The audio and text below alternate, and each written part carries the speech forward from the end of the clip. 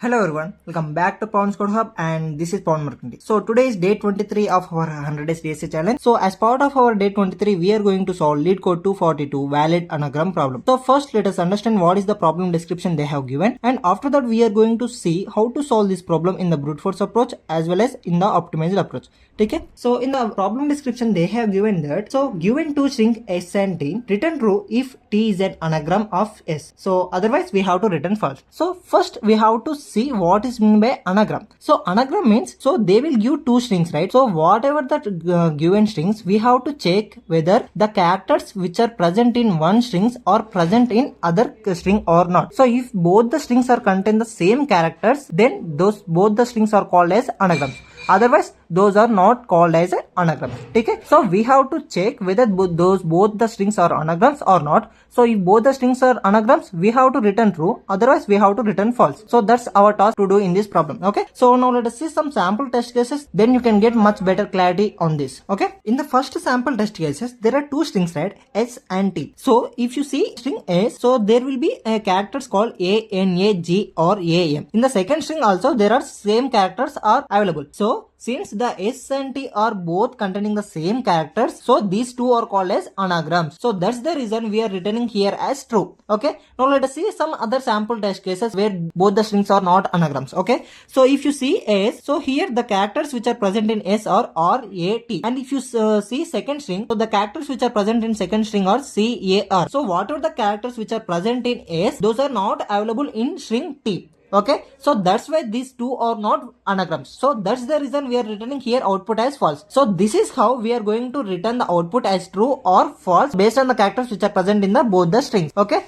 now let us see how to solve this problem in the brute force approach. I will clearly explain how to solve this problem in the brute force approach, but it's your task to solve this problem in the brute force approach. Okay, so after trying lot many times also, if you won't get the answer for this, no need to worry. I will also push the same code in the GitHub as well as in my Telegram channel, so you can also get it out there. There are lot many ways to solve this problem in the brute force approach, but the first simple easy way is what we have to do. So basically they will give two strings, right? So what we have to do, just sort these two strings in a ascending order. Okay, so if you sort these two strings in an ascending order, both the strings will have same format. After sorting these two strings into a particular order, you have to compare whether these two strings are equal or not. So for comparing, there will be a predefined method present in Java, so you can use that method and you can return directly whether these two strings are anagrams or not. So this is the one basic approach for solving this problem. Otherwise you can also solve this problem by using the hash map technique. So what you will do in the hash map approach, so first put all the characters into the hash map from any one string. Okay, you can put all the characters from s or from t. So after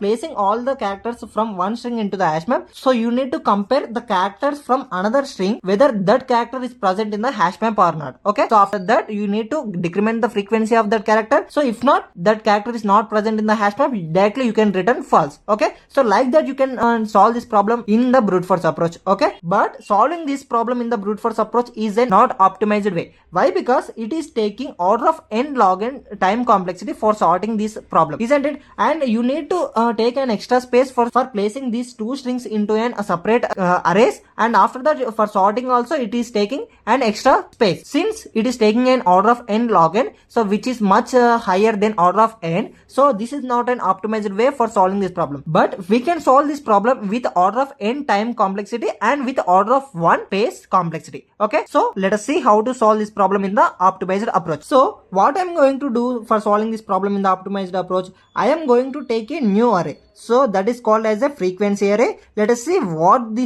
is a frequency array and how this frequency array helps us to solve this problem in the optimized. So if you carefully look at this both the strings, so whatever the characters which are given, those are lowercase alphabets, isn't it? So if you see any string which are given in the input test cases, all those characters are lowercase alphabets, right? So the alphabets which are given are lowercase alphabets. I am going to use the frequency array and solve this problem. So how I am going to use this frequency array? So I am going to create a new array size having 26. So if you look at here, I have already created an array of size 26. So don't confuse that why I have placed all zeros here. So whenever you create a new empty array in Java, so you can get 0 as a default values. Okay, so that's how all the index positions are filled with 0 by default. Okay, so now what we have to do, so now let us take the first string. Okay, so with the help of ASCII values, I am going to increment the count at a given position of every character which is present in string S. So what is the ASCII values and how we are going to increment the count of these values in the frequency array? So suppose A is there. So ASCII value of A is 97, right? So I am going to subtract A from small a. So the ASCII value of small a is again 97. So what I am going to do? So at 0th index, I am going to increment the count as 1. Okay, I mean plus 1 basically. So I am going to increment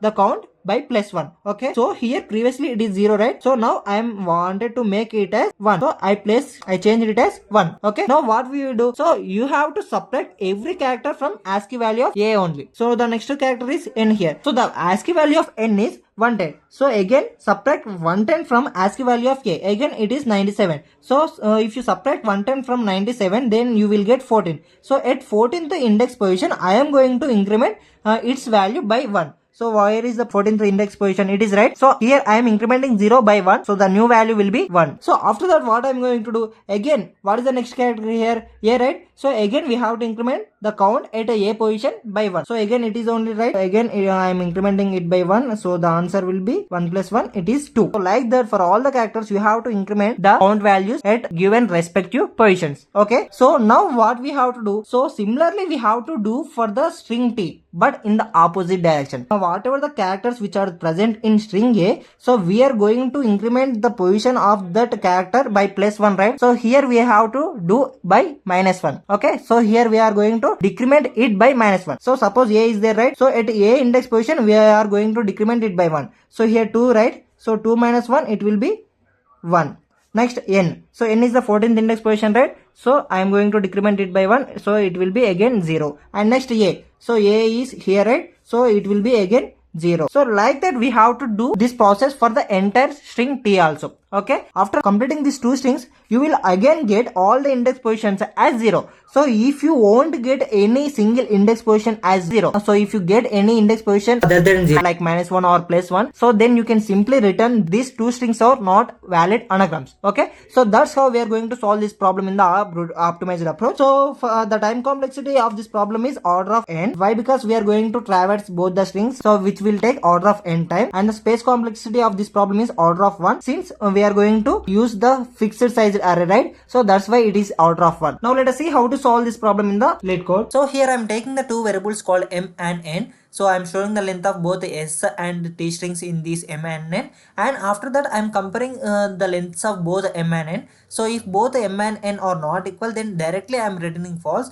So if both are equal, then I am going to create a new frequency array, so which is of size having 26. This frequency array name here, it is called as answer, right? So here I am treating it as answer. So after that, what I am going to do, as I previously said, I am going to increment the count in the frequency array for all the characters which are present in the S string. So after that I am going to decrement the count in the frequency array for all the strings which are present in the T string. After processing these two strings, if any index value is not equal to 0, then I am going to return directly as false. Otherwise at the end I am going to return as true. Let us see how whether it is running or successfully or not. So just click on the run button. So it is successfully accepting all the test cases, right? So now let us submit it and check it. Yeah, I hope. Yeah, so it is successfully got submitted. So that's how you can solve this problem in the brute force as well as optimized approach. So that's it for day 23, and see you tomorrow. Till then, keep learning and keep coding. Thank you.